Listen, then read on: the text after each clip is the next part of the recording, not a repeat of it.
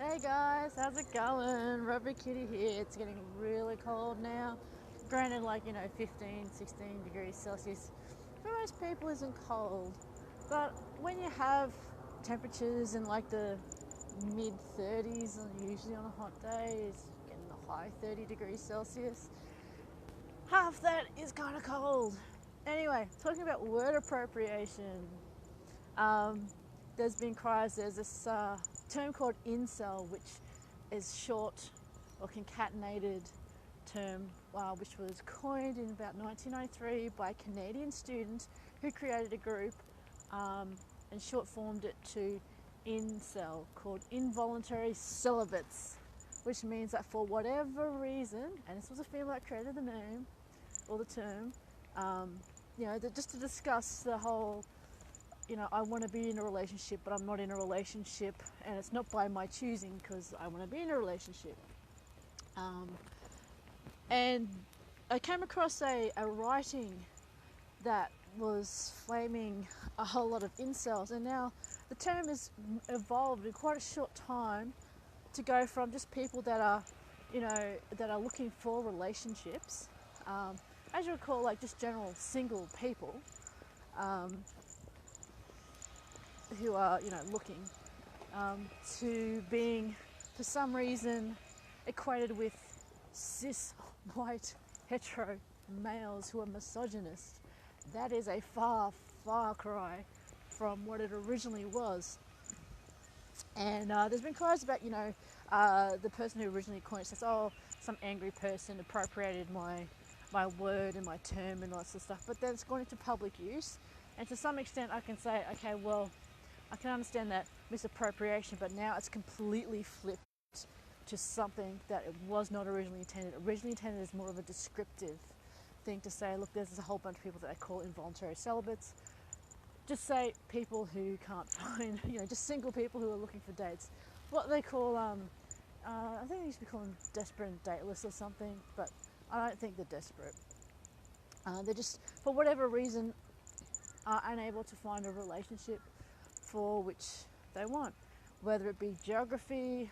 Some people actually have psychological conditions that prevent them from going out and meeting people, so they find it very difficult to form one-on-one, face-to-face relationships, to something that's turned into a pejorative and a way in which to flame people.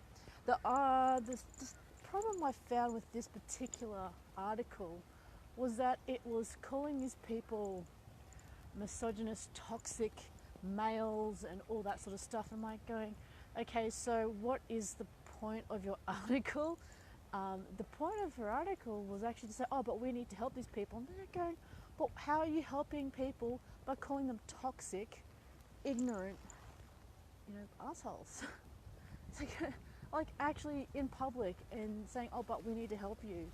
That doesn't make any sense. Why would you further disenfranchise and isolate people by saying these things?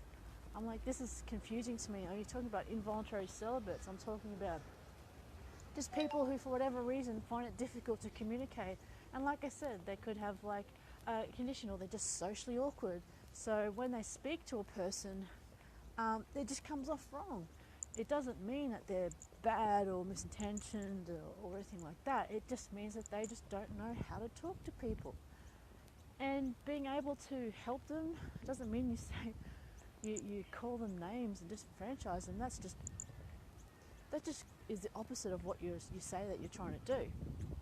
So there's been a lot of words that have been misappropriated over time, and mean something completely different from what they originally were intended, and some things have been expanded so much to be so generalized that it just makes no sense. Example, misogyny is like a hatred of women, which to me doesn't include just having general disdain for people or females or whatever. Just like misandry is a hatred of men. Now, in this day and age, you can quite easily avoid, or even in the past, you can quite easily avoid having any contact with anyone that you don't like. Why you do? I don't know why you keep doing it. I have no idea. Now, I avoid people and just try and ignore the people if I have to be anywhere near them, to try and ignore them if I must be polite and just neutral. Because why get all worked up over something that is so negative in your life? So, anyway, lots of words being changed from their original meaning. Like I said, misogyny, misandry is actual hatred. You can avoid these people if you want to. It doesn't mean that you dislike or have derision or joke about them. That's nothing. Seriously. What is it? Oh yeah, feminism has been changed so much. It used to be like fighting equal rights for women, raising women up to be equal to men. Now it stands for something else. It's like equal opportunity for everybody. I said that's kind of not what feminism is sort of means, because otherwise it wouldn't be feminism. It'd actually be humanism, because you're not actually defining people by sex. It'd be humanism, not feminism, not menimism. It's humanism. If you want everyone to be equal, it's humanism, because then you do not recognize the sex. You recognize them only by their merits and by what they bring to the table. So, what words have you heard, like even from childhood, that have changed their meaning somehow? That people are using it in a negative or more positive, or they've expanded the definition to encompass whatever they want or think in society. Do you think it's a good thing? Some of them can be good, like language does evolve, and sometimes it can be good to expand and change definitions or clarify the definitions more specifically. Other times it's not. Have there been any new words that have been made up lately? Like, there's plenty of new words, plenty of new terms that have evolved and grown. Check out the Oxford Dictionary, it's probably expanded a whole lot. Yeah, that's an interesting thing. But yeah, to me, it didn't make sense to make incel. Like, why would you give a word over to people and then make it something that they can't use? Just like the OK symbols, like they said, oh, it's a white power symbol. Like, why would you, it's the whole thing is, why would you let people take that word, that symbol, that whatever, and make it theirs if you don't like them? Why don't you make it lose power for them and have it for its original intended purpose? I don't know. Who knows? Anyway, I'll catch you guys later.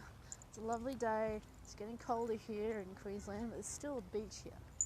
So anyway, I'll see you guys later. Bye bye.